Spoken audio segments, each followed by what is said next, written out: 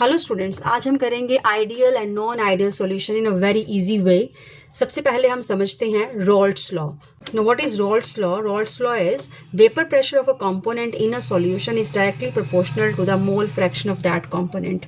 In easy language, अगर हम कहें कि सॉल्यूशन के अंदर दो कंपोनेंट है, दो कंपोनेंट से मिलके एक सॉल्यूशन बना है, तो जिस लिक्विड का या जिस कंपोनेंट की अमाउंट सॉल्यूशन में ज़्यादा होगी उसका वेपर प्रेशर भी ज़्यादा होगा। This is the Raoult's law. सो अब हम करते हैं आइडियल सॉल्यूशंस। आइडियल सॉल्यूशंस क्या होते हैं? Solutions which obey Raoult's law over the entire range of concentrations are known as ideal solutions. अब समझते हैं कि सॉल्यूशंस जो रोल्ट्स लॉ को ओबे करते हैं वही आइडियल सॉल्यूशंस होते हैं। Over the entire range of concentration, इसका मतलब क्या होता है कि अगर हम मान लें सॉल्यूशन के अंदर दो कंपोनेंट्स हैं ए और बी। अब ए और बी की कंपोजिशन कुछ भी हो, अगर सपोज ए 90% प्रेजेंट है, बी 10% प्रेजेंट है, या ए 50% है, बी 50% है, ए 10% है या बी 90% है, हर केस में रॉल्ट्स लॉ ओबे हो रहा है। हर केस में जो सॉल्यूशन रॉल्ट लॉ को ओबे कर रहा है वही आइडियल सॉल्यूशन है। सो अब हम समझेंगे कि ऐसा क्यों होता है। Suppose in a solution there are two components A and B. अब कंपोनेंट ए के मॉलिक्यूल्स के बीच में जो फोर्स ऑफ अट्रैक्शन है और कंपोनेंट बी के मॉलिक्यूल्स के बीच में जो फोर्स ऑफ अट्रैक्शन है, आफ्टर मिक्सिंग जब ये दोनों ही मिक्स हो जाएंगे, सो ए और बी के मॉलिक्यूल जब आपस में इंटरेक्ट करेंगे तो उनके बीच का जो फोर्स ऑफ अट्रैक्शन होगा वो भी सेम ही होगा जितना ए और ए के बीच में था, बी और बी के बीच में था। जैसे कि जितना ए और ए के मॉलिक्यूल्स के बीच में फोर्स ऑफ अट्रैक्शन है वो बराबर होगा जितना बी और बी के बीच में फोर्स ऑफ अट्रैक्शन है। और जब मिक्स करने के बाद ए और बी आपस में इंटरेक्ट करेंगे तो जो इनके बीच जो फोर्स ऑफ अट्रैक्शन होगा वो भी सेम ही होगा। मिक्स करने के बाद मॉलिक्यूल्स कंफर्टेबल ही रहते हैं, कोई एक्स्ट्रा स्ट्रॉन्ग या कोई एक्स्ट्रा वीक अट्रैक्शन नहीं होती, फोर्स ऑफ अट्रैक्शन बराबर ही रहती है। इसीलिए सॉल्यूशन बिहेव आइडियली करते हैं। सो जो सॉल्यूशंस कंप्लीटली रॉल्ट्स लॉ को ओबे करते हैं उन्हीं को ही हम आइडियल सॉल्यूशंस बोलते हैं। अब यहाँ पे कुछ कंडीशंस हैं इसकी। Delta H mixing that is equal to 0। इसका मतलब है कि मिक्सिंग करने पर ना तो हीट एब्जॉर्ब हो रही है, ना इवॉल्व हो रही है सॉल्यूशन, ना तो गर्म हो रहा है ना ठंडा हो रहा है। इसका मतलब ये है। Next is delta V mixing that is equal to 0। मतलब मिक्सिंग करने के बाद वॉल्यूम भी चेंज नहीं हो रहा है। अब इसके एग्जाम्पल्स लिख लेते हैं। एग्जाम्पल्स हैं benzene plus toluene. So next is the non-ideal solutions. Similarly, solutions which do not obey Raoult's law over the entire concentration are called as non-ideal solution. यहाँ पर क्या होता है कि जो A और A के मॉलिक्यूल्स के बीच का अट्रैक्शन है that is not equal to the B और B के मॉलिक्यूल्स का अट्रैक्शन। और जब हम दो कंपोनेंट्स मिक्स करते हैं तो नया कंपोनेंट, नए मॉलिक्यूल्स के बीच का अट्रैक्शन, A और B के बीच का अट्रैक्शन, ये तीनों ही आपस में बराबर नहीं होते हैं। यहाँ पर ए मॉलिक्यूल्स के बीच का अट्रैक्शन, बी मॉलिक्यूल्स के बीच का अट्रैक्शन और ए और बी का मॉलिक्यूल्स का आपस में अट्रैक्शन, ये तीनों ही अनइक्वल हो जाते हैं। उसी को बोलते हैं हम नॉन आइडियल सॉल्यूशंस। इसी वजह से जब अट्रैक्शंस अनइक्वल हो जाती हैं, इसी वजह से सॉल्यूशंस जो हैं वो रॉल्ट्स लॉ को प्रॉपरली ओबे नहीं कर पाते हैं।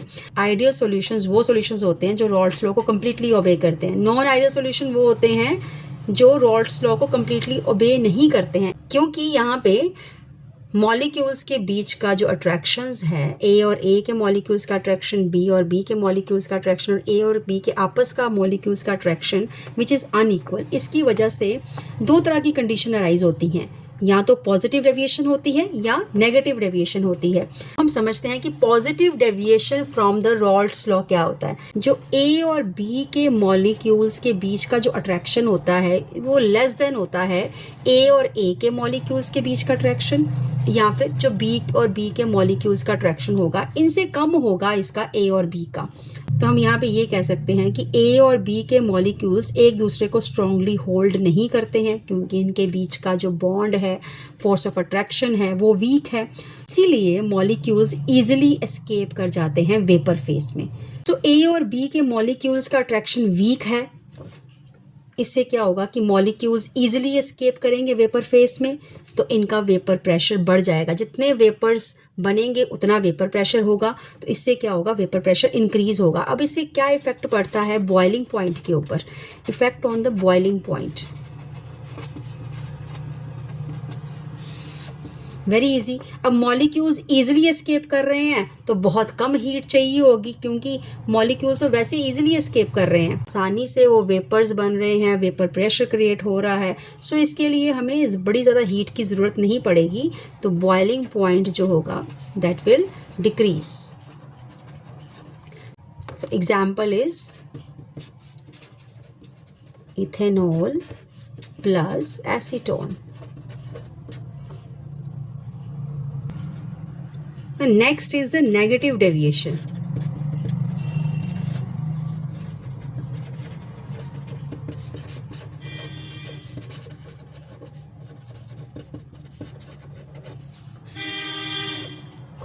This is exactly opposite.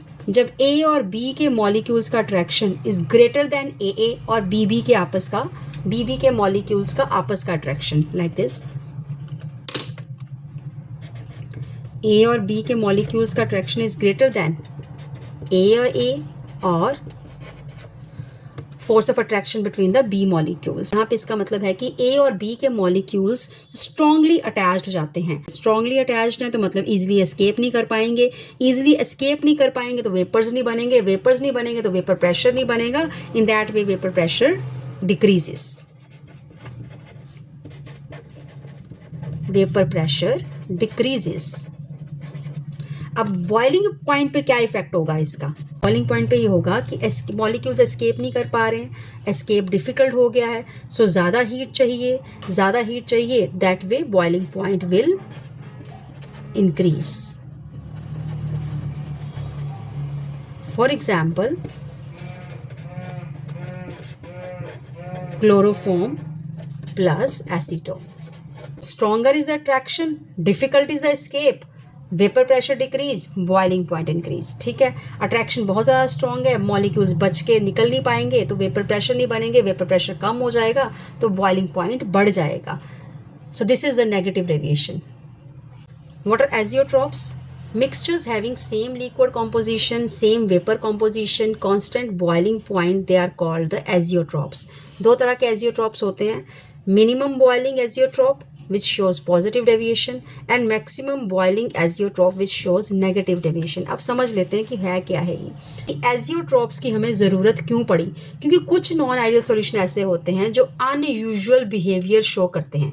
जैसे कि हमने नॉन आइडियल सॉल्यूशंस में पढ़ा था दो तरह की डेविएशंस, पॉजिटिव डेविएशंस और नेगेटिव डेविएशंस। अब मैं यहाँ पे दोबारा एक्सप्लेन करती हूँ। पॉजिटिव डेविएशंस क्या थी? ए और बी के मॉलिक्यूल्स के आपस का जो फोर्स ऑफ अट्रैक्शन वो बहुत कम था, मतलब मॉलिक्यूल्स ईजिली एस्केप कर रहे थे, वेपर्स बन रहे थे, तो वेपर प्रेशर इंक्रीज हो रहा था। अब यहाँ पे एक ध्यान देने वाली बात है, जब वेपर प्रेशर बहुत ज़्यादा इंक्रीज हो जाता है तो सॉल्यूशन का बॉइलिंग पॉइंट बहुत कम हो जाता है और एक ऐसा पॉइंट आता है जहाँ पे मिक्सचर एक फिक्स टेम्परेचर पर बॉयल करने लगता है, जिसको हम बोलते हैं minimum boiling azeotrope. Why minimum?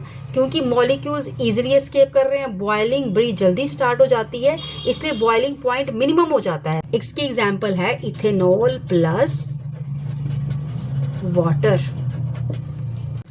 Now maximum boiling azeotrope show करता है नेगेटिव डेविएशन। नेगेटिव डेविएशन हमने समझा था पहले कि ए और बी के मॉलिक्यूल्स के बीच का force of attraction it is very strong, जिसकी वजह से मॉलिक्यूल्स स्ट्रांगली अटैच होते हैं और वेपर्स एस्केप नहीं कर पाते, तो वेपर प्रेशर डिक्रीज हो जाता है। अब यहाँ पे ध्यान देने वाली बात यह है कि जब वेपर प्रेशर बहुत इंक्रीज हो जाता है तो बॉइलिंग पॉइंट बहुत हाई हो जाता है और एक पॉइंट पे आके जहाँ मिक्सचर कांस्टेंट हाई टेम्परेचर पर बॉयल करता है, उस स्पेशल मिक्सचर को बोलते हैं maximum boiling azeotrope. High maximum boiling because molecules escape बहुत मुश्किल से कर पाते हैं, बड़ी हीट चाहिए होती है और बॉइलिंग पॉइंट मैक्सिमम हो जाता है। इसकी एग्जाम्पल हम लेंगे नाइट्रिक एसिड प्लस वाटर।